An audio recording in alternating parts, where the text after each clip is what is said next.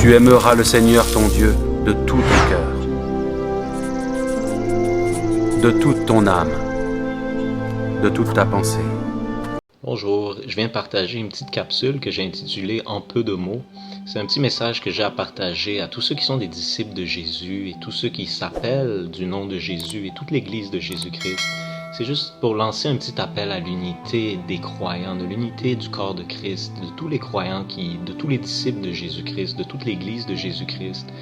Parce que dans les derniers jours, si on veut survivre, on va avoir besoin de cette unité. Et si on veut accomplir la grande commission que Jésus nous a donnée à faire, on a besoin de cette unité à laquelle Dieu nous appelle et pour laquelle Jésus a prié dans Jean 17 au verset 11 quand il dit « Père Saint, garde en ton nom ceux que tu m'as donnés, afin qu'ils soient un comme nous. » Et au verset 20, il continue, il dit « Ce n'est pas pour eux seulement que je prie, mais encore pour ceux qui croiront en moi par leur parole, afin que tous soient un, comme toi, Père, tu es en moi, et comme je suis en toi, afin qu'eux aussi soient un en nous, pour que le monde croie que tu m'as envoyé.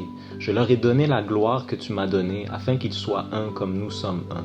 Moi en eux et toi en moi, afin qu'ils soient parfaitement un, et que le monde connaisse que tu m'as envoyé, et que tu les as aimés comme tu m'as aimé. » Donc on voit ici comment Jésus a prié pour que tous ses disciples, que tout son corps, toute son Église soit un. Et dans Philippiens, au chapitre 2, le verset 2, l'apôtre Paul aussi nous exhorte à être d'un même sentiment, d'un même amour, d'une même âme, d'une même pensée. Et c'est vrai que l'Église n'est pas toujours d'une même pensée, d'un même amour, d'une même âme, d'une même pensée. Et c'est pas grave si on pense pas toujours la même chose. Je parle pas ici d'exposer les fausses doctrines. Oui, il faut exposer les fausses doctrines. Ici, je parle de véritables croyants de l'Église de Jésus-Christ, la véritable Église de Jésus-Christ. Et on aspire à cette unité-là et on veut grandir à devenir un, d'une même pensée, d'un même cœur, d'une même âme. Et Jésus a prié, donc les prières de Jésus vont toujours s'accomplir. Donc Dieu va accomplir ça. Mais je crois qu'une bonne place pour nous à commencer, c'est de cesser de nous critiquer les uns les autres, que les serviteurs de Dieu arrêtent de critiquer d'autres serviteurs de Dieu, que les églises cessent de critiquer d'autres églises et qu'ils cessent de dire « Oh, cette église est comme ci, cette église est comme ça, ce serviteur de Dieu est comme ci, ce serviteur de Dieu est comme ça. » Il faut abandonner ça. Si on veut la véritable unité, il faut commencer par là, commencer par abandonner ça. Et il n'y a aucune église parfaite, il n'y a aucun serviteur de Dieu parfait, on sait ça, c'est la base. Mais parfois on a de la misère à le vivre, mais il faut commencer par là, arrêter ça. Et il faut prendre la leçon dans Jean au chapitre 21, quand Pierre a regardé Jean et il lui a dit « Seigneur, lui, qu'est-ce qui va arriver de lui ?» Et puis Jésus lui a dit « Si je désire qu'il reste jusqu'à ce que je vienne, toi, en quoi ça t'importe? Toi, viens et suis-moi. » Et ça, c'est la parole que Jésus et la leçon que Jésus nous donne aussi à nous.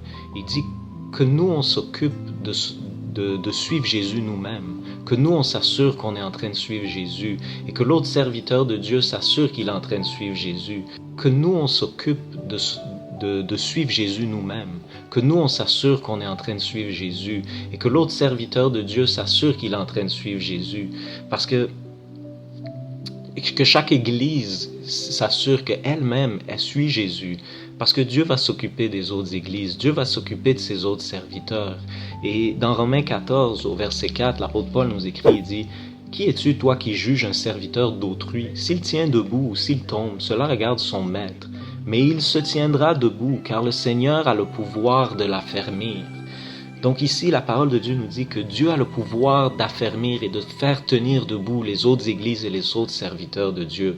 Nous, notre responsabilité, c'est de s'occuper à ce que nous suivions Christ, que chacun d'entre nous suit Jésus, que chaque église suit Jésus, et de prier les uns pour les autres. Et Dieu s'occupera des autres serviteurs et des autres églises, parce qu'il a la puissance de le faire. C'est pas à nous à essayer de le faire. Donc j'espère que cette petite capsule-là vous a béni, vous a appris quelque chose, et je prie que ça touche votre cœur. Au nom de Jésus, soyez bénis.